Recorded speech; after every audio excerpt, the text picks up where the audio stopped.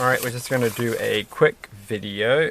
So this is going to be the first part of a short series, but I found that at the moment I'm a bit stuck with things to do on this channel because I've got all these ideas and then I'm not getting around to starting one of them, and then I had a bad incident with the previous thing that didn't quite work and I haven't got around to fixing it yet, and it's kind of made me lose momentum. So I thought I'd just do some things that I've been wanting to do that are pretty straightforward and just require playing around with simple ICs. And so we're going to try and build a 555 timer, and I'm supposed to have a little diagram of what goes on the inside, but I haven't prepared that because I just want to do this. But the first thing we have to do basically on the inside of it is two comparators and a an RS gate flippy flop thing. So I thought we'll start with making the RS gate flip flop, whatever it is going to be called, today, and we're going to use, so last time I made one of these with a NAND gate, and that was infuriating because it worked the opposite way around to what I thought it would do, which is that when you put a positive, when they were both like positive voltages on the input, it didn't change, and when one of the inputs was low, pulled low, that's what changed the output. And I wanted it really, I thought the other way around, where that if both the inputs were low, the output wouldn't change, but when you pull one of them high, I can't get this thing open, when you pull one of them high, that changes the output. And so I believe that's with the 4011. Where's my little thing gone? Oh, I don't know where it is. It's right here. Right, it's got an IC on it, which we have to have a look at very soon, but we're not going to look at it tonight. I forgot what it is. But that was one that came in a rather squashed up package in the mail. Not the best shipping that time. And that one needed to be a bit saved. It looks okay at the moment. Alright, so this is a 4001. So this is a quad NOR gate. So I'm hoping the version that you make with the NOR gate, I'm pretty sure, like I haven't really thought it out, but we're going to try it, works that way, where if you put a positive voltage in, it flips the output. And vice versa. So let's just get this. So I'm going to put it in this way. So I'm using this kind of, so instead of using this sort of power thing, we're going to use this one here, which takes up a little bit less room, but it has the annoying disadvantage that it doesn't have a little on and off switch. So not so cool. So we'll see how that goes. We need a couple of buttons. These will be my buttons down here. This is going to be a messy construction. Here's some wires. And this is the our trusty copy of the Integrated Circuits Hobbyist Handbook, and in there they have the diagram for how to make this thing. So you have a reset and a set, and when you go high, I'm hoping on the set, I should just read I could just read that, I mean you could, but that's kind of cheating, is that that's high, then the output becomes high over here and that becomes low, and if you put this one here with a high voltage, that one becomes high, that one becomes low, something like that. It doesn't really matter which way around it is, we can play with it as it goes, but that's what I'm hoping, and that when they're both low, then it's in a stable position. So let's get this. So I have been doing some electronic stuff. In fact, I've spent the last couple of days trying to, well, not, you know, a fair bit of time trying to get my first little printed circuit designed and going, which was a fun experience. Like I mean, I've learned a fair bit out of it, but I'm just still trying to find the kind of the right kind of software to use. Because so I tried to use the Eagle CAD or whatever it's called, and it seems okay, but it's infuriatingly annoying because it doesn't work in a very intuitive way for me. I'm sure if you're like an electronics person, there's some Lego. If you're an electronics person, then you're like, oh, you know, if you're a professional person, you're like, oh, it makes a lot of sense, and I love that tool. It's the best in the whole world. But if you're like a casual person like me who just wants to quickly make something, it was kind of annoying and stuff. But I might go back to it, because then I tried fritzing, which seemed fine. Like, it has its little quirks, but I thought it was alright. It will do what I needed to do. And it's enjoyable enough, and it kind of works the way that I think things should work, but then it's really buggy, and it turns out I didn't realize it hadn't actually been updated for quite a long time, and it's kind of like fallen by the way. So it has just recently been updated, but when I go to download it, you have to pay money for it. So I'm like, I'm not quite ready. I feel like I should, because I feel like I want it to succeed, So I probably will when I have a bit more cash. Give my donation to get it, and then see if version 0.94 is better than 0.93, which has, like, it worked fine, and then suddenly, you know, things started to go wrong, and then I couldn't correct them, and then it wouldn't accept things. Well, I couldn't link up things, or things would randomly get linked up, and it's just like, wow, that's infuriating. So in the end, I did manage to patch it together. So what do we have to do? I have to work this out. So first off, we have. I could just do the pins. So pins 2 go to pin 4. Well, fine. We'll just do that. Pins 2 go to pin 4.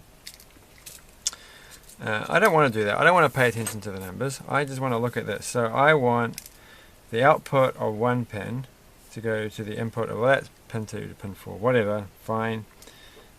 And got to get this one right. Yeah. So I end up managing to get it sort of together in the end, having to redo some lines for no reason at all. And then there was this annoying little trace, you know, this little dotted line saying that it's got to be linked up, but it was on both the schematic and the PCB version. It's like, well, I didn't add that on, and you can't say that it has to be linked up on both of them. That's just saying I needed to add this. I don't want to add that line. It doesn't. It's a bad connection. I don't want to do that. And that was annoying. And in the end, I did get it. First, I got the design rule check thing all fine. It was all like, yeah, it's great. It's all fine. I was like, cool. I can see it's all fine, and we're all happy. And then, so 2 goes to there, and then we're going to have. I'm not gonna think about it. I'm gonna think. So, I want the other one to go to the output. Hold on. The output of the 3 has to go to 5. I'm just guessing. What does it say here? It says 3 goes to 5. Okay. Can't quite see what I'm looking at, can you? But it's got a diagram here. I'm looking at this, and then I'm checking on this. So 3 goes to 5, which makes a lot of sense. And it looks pretty too. This is going to look nice. You can just mirror it. Kind of mirror it. It doesn't exactly. What? It should be exactly the same, shouldn't it? There we go. Look at that. Nice. 3 to 5. Yeah, what was I saying? Yeah, and then I saved it and loaded it back up again, and then it's changed it slightly, and then I had to rearrange things, and then it was all like, sorry, you've failed the design rule thing because the trace overlaps the pad where it's connected to the. And I'm like, well, of course it does. That's the whole point. It's meant to overlap. It's like where they link together. And so I gave up, and I just said, I don't care if it fails that. And then I said, it looks fine to me. I double checked it myself by sight. Made my Gerber files, and then uploaded them to the PCBWay, and they got back to me and said it's fine.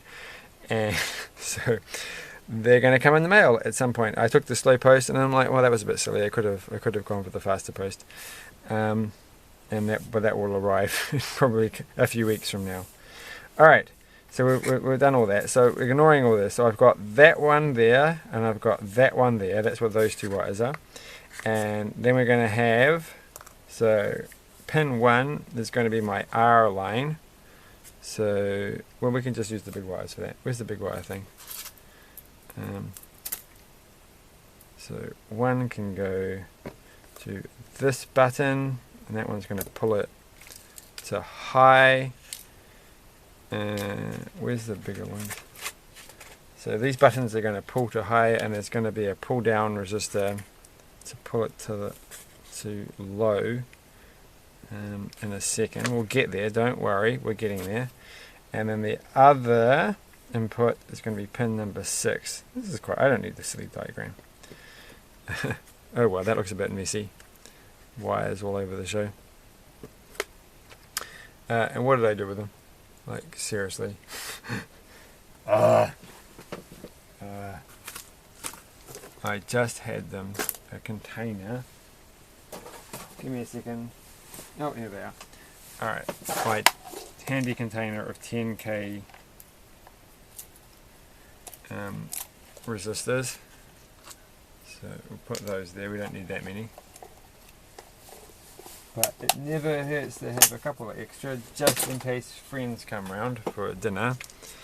and they want to eat 10k resistors. They might be like a robot from the future. I got stickers all over my hands. I'm going to trim those down. No, I'm not, am I? Yeah, no, I'm not. Okay, so that one's got to be a weak pull down to there. And I was going to say pull down to ground, but then where else would you be pulling it down to at this time of day? So yeah, well, so at least that's going to come in the mail, and we do have other projects, and they are coming along. And I've got one cool thing which I haven't even started yet, because I'm just like, oh, it's hard to get going on it, but I think it'd be really, really kind of cool. It's a hacking project, to hack things, to do things they're not supposed to, possibly illegally.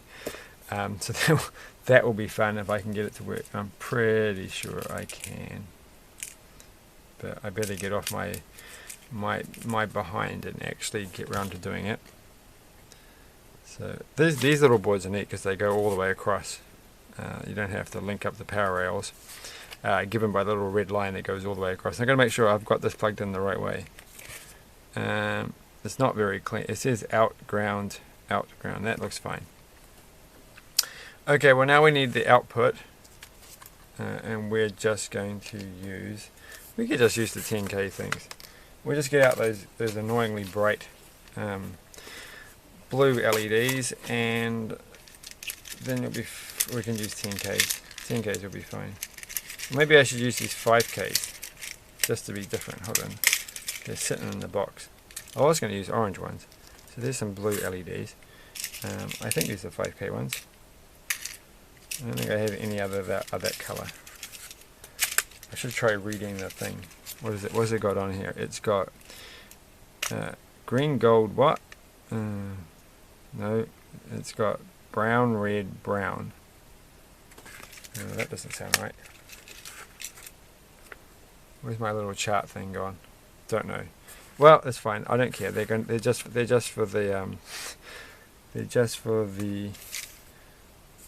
so pin 4 is 1, 2, 3, 4.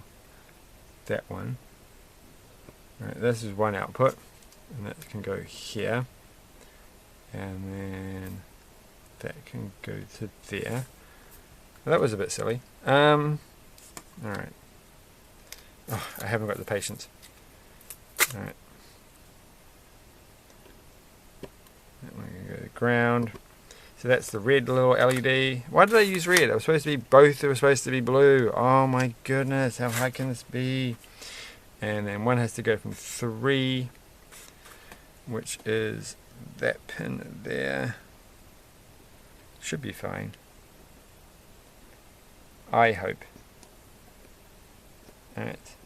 And of course there's an illegal state if you have them both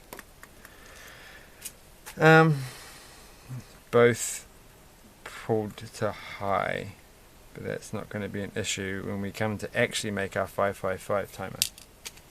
So the 555 timer, I'm just going to use an LM324 as a comparator, but we might use an LM339 after that for fun. So hopefully this is works. So all this is doing is there are 2 NOR gates. A NOR, just a reminder, is a not OR. So if either of these are high, then the output is low. But if both of the inputs are low, then the output is high. So that's the only time the output is high.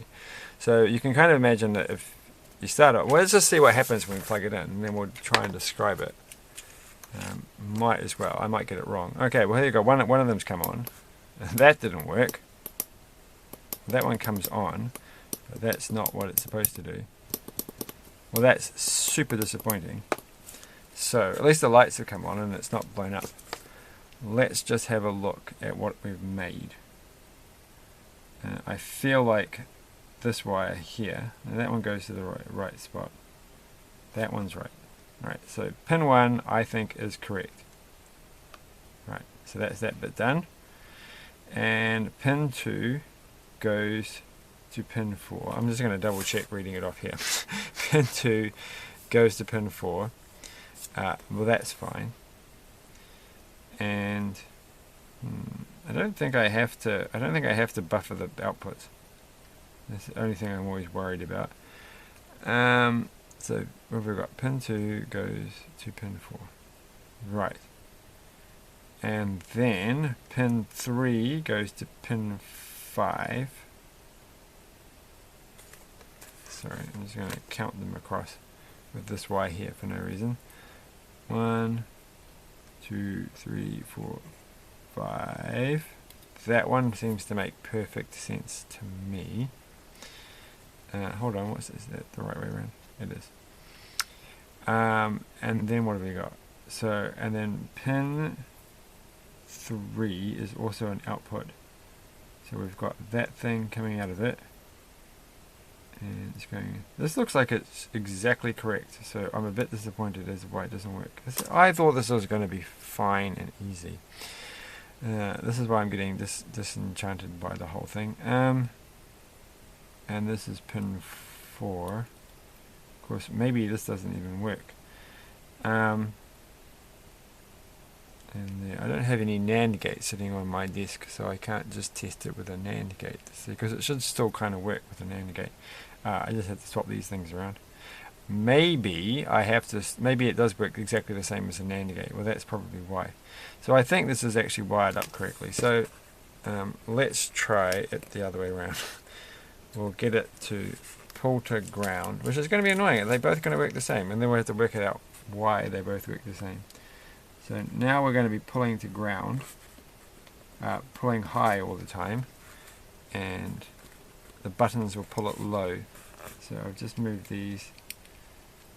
What have I done? I wonder if I had that in the right place. I have the funny feeling that maybe I didn't. Alright, let's try it now. Please don't work. Please. Now nothing comes on. Well, that sort of tells me. Alright, well, stuff this. I'm going to turn it around. Mid-flight. So they should both come. They should both come on. No. Now I can't change anything. Alright. This is the worst wire ever.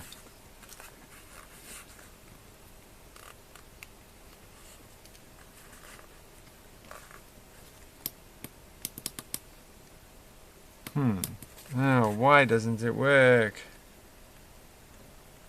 What have I done? That doesn't seem to change anything. Well, this is amazingly disappointing because I do not understand. Because it's been a while since I've done this one.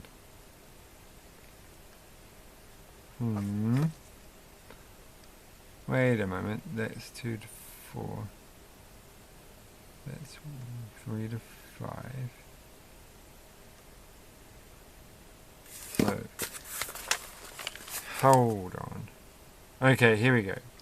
If the input to R is low and the input to S is high, then Q will be high and Q will be low. Q dash will be low. If R is high and S is low, then right. Okay, if both, here we go, it says it right here. If both R and S are low, the outputs latch at their previous levels and do not change.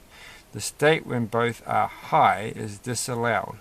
Alright, so this should work. So why doesn't it? I'm going to put these wires over here just because it makes me feel a bit funny. Something is making it go all the way. So why would that, say this works, then why was it changing?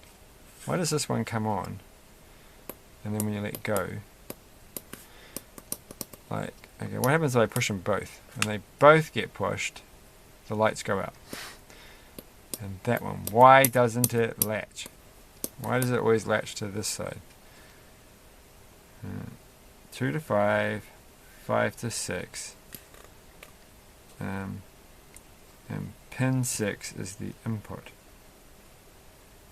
to one side, and pin 1 is the input to the other side. And that seems super fine. Maybe it's something to do with these things. Maybe if we'll just do it with flickering around, we'll go. Alright, so hopefully, I was going to say, oh, I can't do it, can I? No. If we just didn't pay attention to those. Well, now it's moved around by itself. Now it's gone to both. Well, okay. That one gets pulled to low. And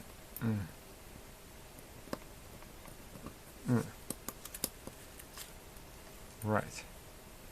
10K should be enough. Doesn't have to be. Okay. Now, what have I done? Oh, that's right. This one's not connected up. Okay. Why won't it latch? Okay, well, there's only one thing left. We've got 8 minutes left. There's only one thing to do, which is to buffer the whole thing. So, alright, we can do this. So, instead of having the LEDs coming off there, the LEDs can just sit there for a second. Hold on. So, output of this one is that pin there, and we're cutting it a bit close here, and that one's going to go there, and then that one goes to ground. It's going to be a bit messy, but we haven't got much time. And then the output of that one just goes next to it, and that one's going to go there, and we'll have the red LED. So I guess it's the load of the LEDs going into it. How come the LEDs aren't coming on? Oh, they are coming on, right. So that's fine, but we've got hanging inputs, and then we've got to tie the two inputs together. So basically, I'm creating NOR gates, an inverter out of the two remaining gates by tying their inputs together. Oh, I thought this was actually going to be a quick video. It's going to actually take another 30 minutes. Amazing quality time on this. So yeah, the other thing I wanted to say is, I feel like I've done these videos enough times that I should already know the exact answer to these problems, because I've already done this exact thing with a NAND gate, and then I'm like, I should have just previewed what I actually did in that video. Alright, and so the two inputs are now tied together. So now, so I was going to say, yes, having the real reason one of the reasons I want to play around with making my own PCBs, of course, I mean, it's an obvious reason why, but, which is the output? That's an output. Oh, hold on. 3 and 4. That was. Oh gosh. This is kind of because I want to develop my own software for doing that, and I think using FritzSing, it's like I'm more enthusiastic about writing my own software, because I'm like, oh no, actually this is how I want it to work, and I want to do this, and I can just take all the FritzSing code and load in, make it compatible with their libraries.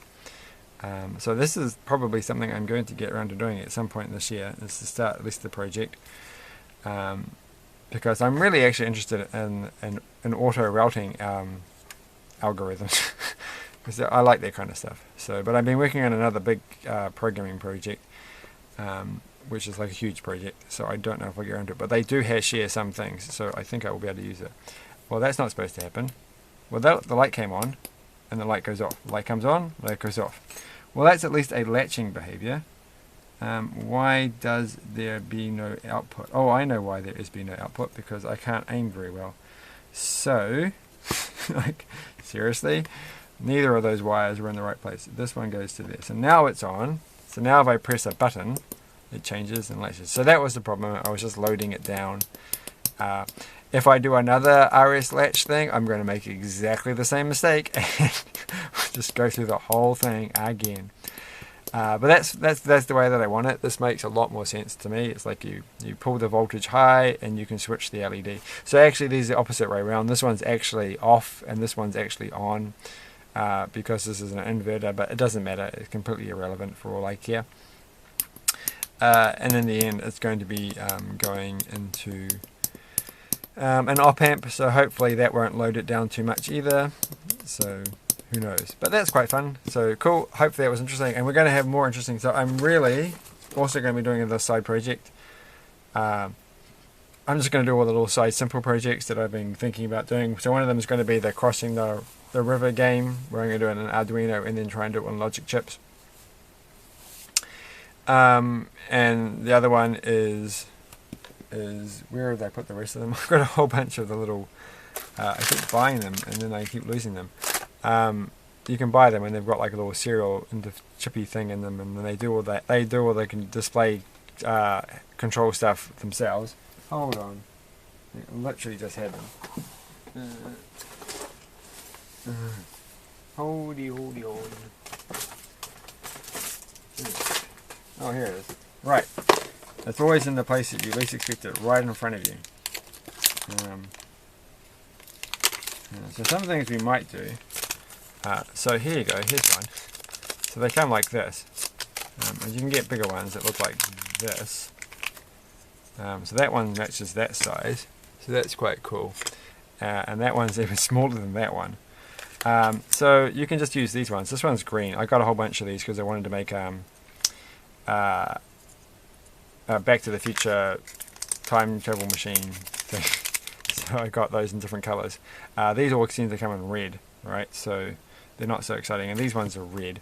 But I thought, because I always like doing it the hard way, and even though I've got a bunch of these, we're going to make up directly controlling this just for the fun of it. But it's going to be a countdown clock thing for a board game and also for other general purposes. So I'm going to make up one of those real quick. And that would be fun. It'll be something to keep the channel going. And then we might just do some silly things like making traffic lights controllers out of 4017s. Because why not? You know, because I got a couple of these just for that specific purpose. Because it will be fun for like a beginner's project. But yeah, so I mean, I'm going to start making. Oh, and I've got some really cool kit set things to do, which we'll get around to doing. And I have to finish playing with all those toys that I keep getting, like the robots and stuff. And I haven't got around to programming them. And we'll do that soon. But thanks for watching. And look, it's a police car. You've been nicked. Right, bye.